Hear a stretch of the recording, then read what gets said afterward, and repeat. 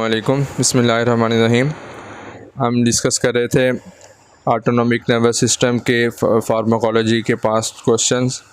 तो 18 question discuss हो गए हैं। अब इस लास्ट पार्ट में हम इसको कंप्लीट करते हैं इंशाल्लाह। 19 क्वेश्चन 2018 में आया हुआ है, सप्लीमेंट्री 2017 और जो 2018 में हुआ। A 70 years old male patient complains of urgency and frequency of micturition on examination. He has enlarged prostate, benign prostatic hyperplasia, for which surgical treatment is advised. He is not willing for surgery. Which group of drugs may be prescribed to relieve his symptoms? Give 2 examples. इसमें हम देते हैं अल्फ़ा-1 blockers. अल्फ़ा-1 blockers का function ये है कि ये अल्फ़ा-1 receptors को ब्लॉक कर देते हैं, जिसकी वजह से कंट्रैक्शन नहीं करवाते हैं, मस्कुलर कंट्रैक्शन, और उसकी वजह से जो है ना यूरिन रिटेंशन नहीं होती और यूरिन इजीली पास कर जाता है बिना BPH के पेशेंट्स में। Prazosin, terazosin, doxazosin relaxes both artery and venous vascular smooth muscles in the prostate by blocking alpha one receptors, leading to prevention of urinary retention. What are other indications and adverse effects of this group of drugs? other indications पूछी हुई हैं। उसमें जो है pre surgical management of pheochromocytoma, इसमें phentolamine, फिनॉक्सीबेंजामीन। फिनॉक्सीबेंजामीन is usually used during this preparatory phase. फेंटोलामीन is sometimes used during surgery. तो ये मैंने आपको बता दिया है दोनों। उसके बाद phenoxybenzamine has also serotonin receptor blocking effects which justifies occasional use in carcinoid tumour. उसके बाद accidental local infiltration of potent alpha agonist such as norepinephrine may lead to tissue ischemia and necrosis if not promptly reversed. Infiltration of ischemic area with phentolamine sometimes use to prevent tissue damage. Epinephrine की overdose हुई है, तो जिसकी वजह से हमने फेंटोलामीन वगैरह दे के उसको रिवर्स करवा दिया। उसके बाद आ जाते हैं overdose with drugs of abuse such as amphetamine, cocaine, phenylephrine में लीड टू सिवियर हाइपरटेंशन हुई है, और हाइपरटेंशन जो है हाइपरटेंशन को ट्रीट करते हैं अल्फ़ा ब्लॉकर्स की वजह से, अल्फ़ा ब्लॉकर्स देकर।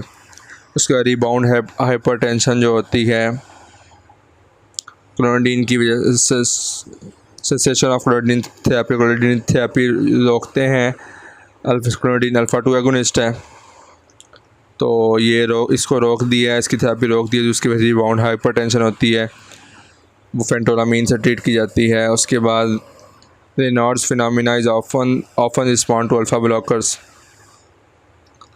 उसके बाद पिनाइल इरेक्शन जो है in man with erectile dysfunction, इसको ट्रीट करने के लिए यूज़ किए जाते थे, लेकिन जो है ना अब फास्फोडाइएस्टेज इनहिबिटर्स आ गए हैं, तो इसको अब यूज़ नहीं किया जाता। उसके बाद सेलेक्टिव अल्फ़ा ब्लॉकर्स जो हैं prazosin, doxazosin, terazosin are used in hypertension, और tamsulosin and silodosin are used to reduce urinary hesitancy and prevent urinary retention in men with BPH, benign prostatic hyperplasia. उसके बाद adverse effects of alpha blockers, इसमें आ जाते हैं orthostatic hypotension, और in the case of non selective agents mark reflex tachycardia. Phentolamine also has non alpha mediated vasodilating effects जो हैं आ जाते हैं इसमें। उसके बाद in patients with coronary disease angina may be precipitated by tachycardia. Oral administration of these drugs can cause nausea and vomiting. The alpha selective agents are associated with exaggerated orthostatic hypotension,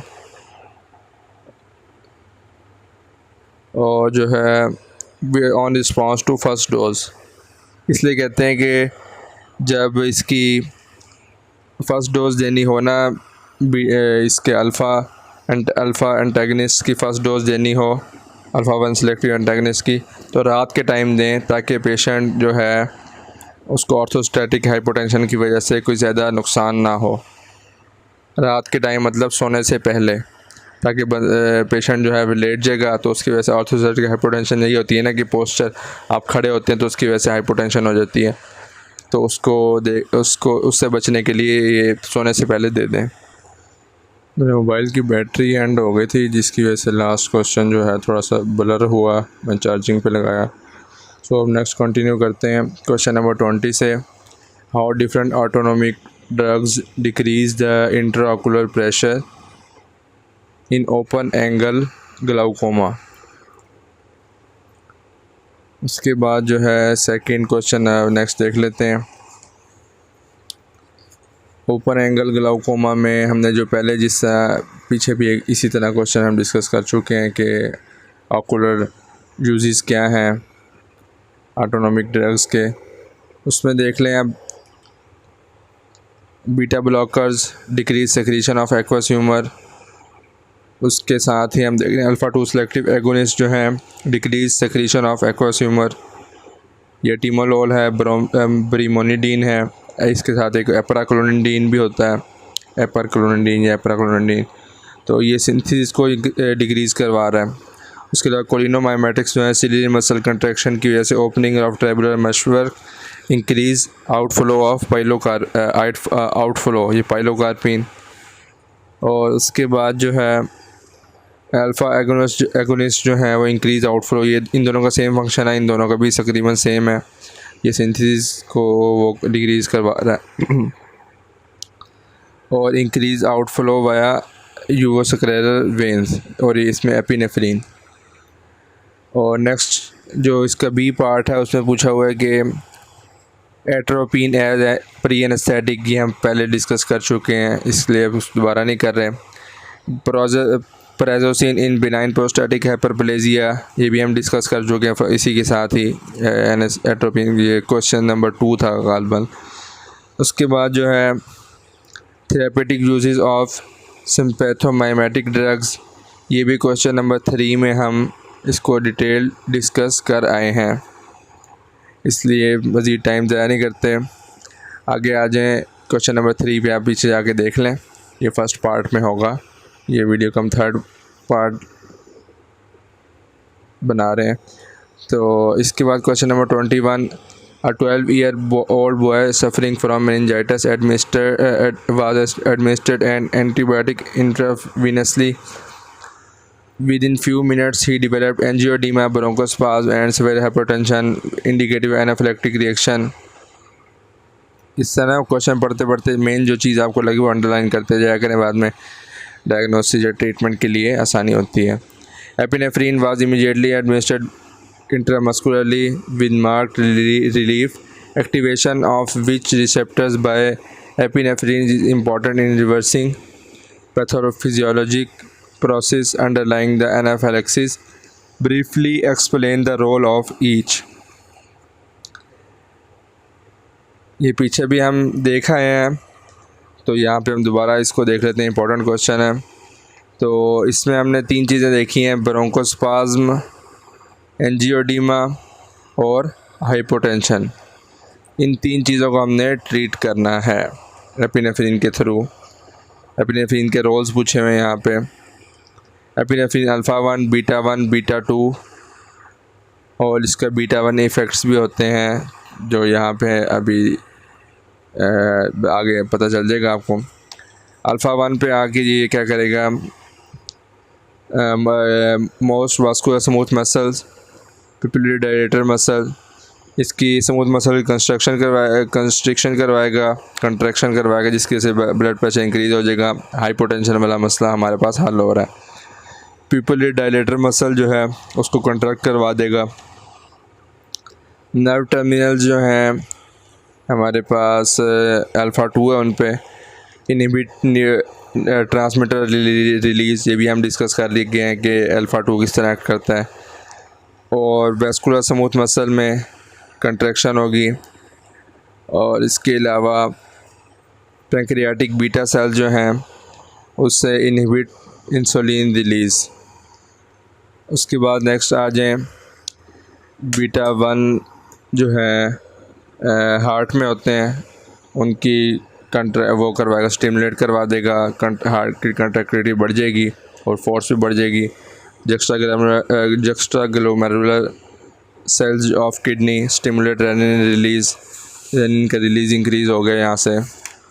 उसके अलावा beta 2 effects जो हैं इसके, airway में ब्रोंकोडाइलेशन करवा देगा, uterine and vascular muscles, uterus के muscles और वेस्कुलर मसल्स को रिलैक्स करवाएगा, लीवर में ग्लाइकोजेनेसिस स्टिमुलेट करवा देगा, और उसके अलावा ग्लाइकोजेनेसिस मतलब यहाँ से ग्लूकोज बन रहा है, पैंक्रियाटिक बीटा सेल्स में इंसुलिन रिलीज़ को इंक्रीज़ करवा दिया, और उसके अलावा सोमैटिक मोटर न्यूरॉन में ट्रेमर करवा रहा है, और heart stimulate rate and force. Second part में हमारे से पूछा गया कि why epinephrine is not used as, मतलब इस कंडीशन में हम जो है एपिनेफ्रीन को यूज़ कर रहे हैं, नॉर एपिनेफ्रीन को यूज़ क्यों नहीं कर सकते। तो उसका आंसर यहाँ पे कुछ लिखा हुआ है, कुछ मैं आपको बुक से एक्सप्लेन करता हूँ। Nor epinephrine further decreases heart rate by compensatory vagal reflex. ये किस तरह होता है, ये देखें,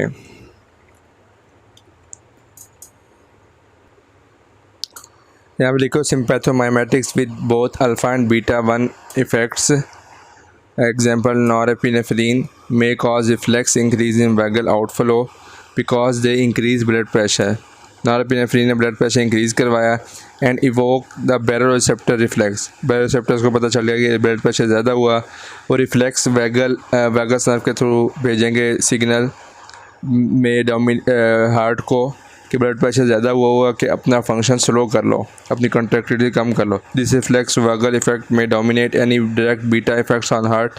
बीटा इफेक्ट्स हो रहे थे हार्ट पे, बीटा 1 कंट्रैक्टिलिटी बढ़ रही थी, लेकिन ये रिफ्लेक्स वैगल इफेक्ट जो है वैगस नर्व का, ये उन पे डोमिनेट कर सकता है, जिसकी वजह से इंक्रीज ब्लड प्रेशर जो हुआ था वो उसकी वजह से ब्रेडिकार्डिया हो सकता है। तो ये यहाँ पे कंसेप्ट मैंने आपको बुक से भी एक्सप्लेन कर दिया। उसके बाद it has very weak effect on beta 1 and beta 2 receptors, और उसके बाद जो है मतलब बीटा 1 और बीटा 2 पे इसका इफ़ेक्ट कम है, तो वैगल रिफ्लेक्स वाला अल्फ़ा वाला इफ़ेक्ट इसका ज़्यादा है, जिसकी वजह से वो बीटा 1 पे इफ़ेक्ट कम है पहले ही, और जो है ब्लड प्रेशर ज़्यादा होगा तो हार्ट की कंट्रैक्टिलिटी और ज़्यादा कम हो सकती है। If it have very little effect on bronchi, bronchi भी इफेक्ट कम है जहाँ हमें ब्रोंकोडाइलेशन करवानी है, और जो है CNS and oxygen consumption metabolism. इसके बाद नेक्स्ट क्वेश्चन पे आते हैं। 6 year old boy brought to eye OPD for ophthalmic examination, ophthalmologist puts drop of atropine in both eyes before examination, explain. Pharmacological action of atropine on eyes use to cause mydriasis पढ़ चुके हैं, cause cycloplegia and prevent accommodation, receptor mediated mechanism of action, comparative pharmacology antagonist है all muscarinic receptors पे। Clinical uses of anti muscarinic drugs, clinical uses anti muscarinic drugs के क्या हैं, ये जो है CNS पे sedation, anti motion sickness, antibiotics, ये सारे हम पहले कर चुके हैं। साइक्लोपीडिया ये क्वेश्चन नंबर 3 में गालबन हमने डिस्कस किए हैं। तो अब बैटरी दोबारा एंड हो रही है, जल्दी जल्दी इसको कंप्लीट कर लें। अ 40 year old lady present with blood pressure 155 और 95 mmHg, sedentary life style, sedentary मतलब वो बैठे रहती है ज़्यादातर, चलना फिरना बहुत कम है, और बीटा ब्लॉकर प्रिस्क्राइब किया। What is the reason for using this group of drugs in this patient, explain the mechanism by which beta blockers control blood pressure. अच्छा, हम डिस्कस करते हैं साथ साथ।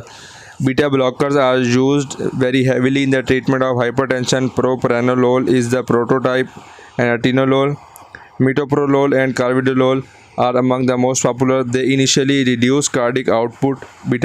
बीटा ब्लॉकर जो है बीटा 1 की एक्टिविटी क्या थी, कार्डियक आउटपुट बढ़ा रहा है, ये बीटा ब्लॉकर उसकी एक्टिविटी बढ़ाएंगे. But in chronic use their action is may include a decrease in vascular resistance as a contributing effect. Beta blocker are most effective in controlling palpitation. Second जो है mechanism जो है इनका पूछा हुआ है, they initially reduce cardiac output but in chronic use their action may include a decrease in vascular resistance as a contributing effect. The latter effect vascular resistance वाला effect जो है may result from reduced angiotensin levels. और जो है इसके बाद दिया हुआ है nebivolol is a newer beta blocker with some direct dilator action caused by nitric oxide release. उसके बाद enumerate 4 conditions in which beta blocker are usually contraindicated. इन कंडीशन में इंडिकेटेड है heart failure, hypotension, specific angina, asthma, COPD and hypoglycaemia. ये हमने questions किए हैं. Last question supply 2019 का. बाकी जो क्वेश्चन रिमेनिंग हैं वो मैं आपको करवाता हूँ पेपर से. ये आपको शो हो रहा है एनुअल 2020 का पेपर. इसमें ये क्वेश्चन आया हुआ है, शायद आपको नज़र आ जाए.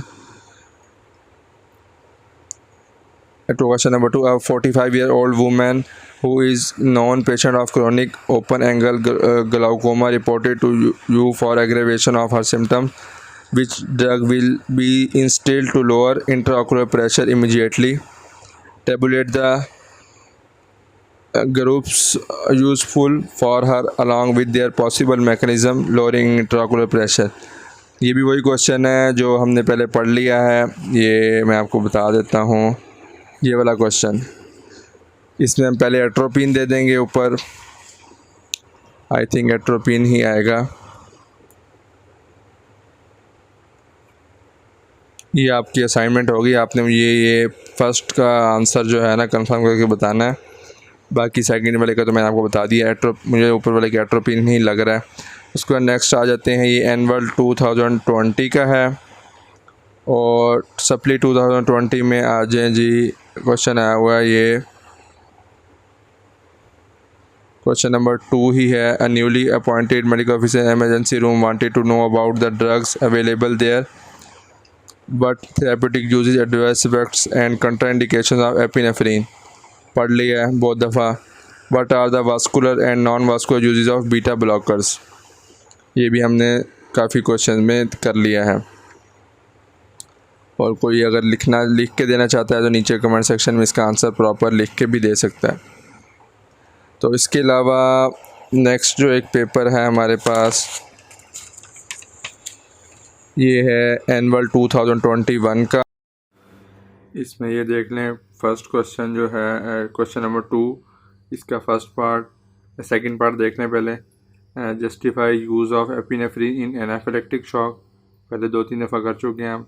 Write down clinical uses of parasympathomimetic with 1 example of drug for use each. ये मैं आपको दिखा देता हूँ. ये सिम्पैथोमाइमेटिक्स ड्रग्स जो हैं इनको ही ये कोलिनोमाइमेटिक्स ड्रग्स जो हैं, यहाँ पे आपके मिनी कैटजंग में टेबल बना हुआ है. कोलिनोसेप्टर एक्टिवेटिंग कोलिनेस्टरेज इनहिबिटिंग ड्रग्स. कोलिनोमाइमेटिक्स ड्रग्स जो इसमें सारी हैं, ये सारी ये डायरेक्ट एक्टिंग मस्कुलिनिक एगोनिस्ट, ये इनको सारों को हम कहते हैं पैरासिम्पैथोमाइमेटिक ड्रग्स. ये भी आपको अच्छी तरह आती हैं. Bethanechol, pilocarpine, muscarine, nicotine, varenicline, succinylcholine कोलिन. और इनका साथ एक एक यूजेस बताने हैं आपने. मतलब इनमें हाँ एक यूज़ और साथ उस ड्रग का नाम भी बताना है. जिस तरह हम आ जाते हैं, ये देख लेते हैं. Bethanechol bladder and bowel atonic के तौर पे यूज़ हो रहा है इसको. और pilocarpine Sjogren syndrome. Nicotine smoking cessation, varenicline smoking cessation. और इसी तरह ये सक्सिनाइल कोलिन मसल रिलैक्सेशन. और नीचे वाली भी हम देख सकते हैं सारी. तो ये हो गया हमारा सारा 2007 से लेके 2021 तक के सारे पेपर्स हमने डिस्कस कर लिए हैं. अगर इसमें कोई मसला है तो नीचे कमेंट सेक्शन पूछ सकते हैं। इसको लाइक करें, चैनल को सब्सक्राइब करें, दोस्तों के साथ शेयर करें। Thanks for watching.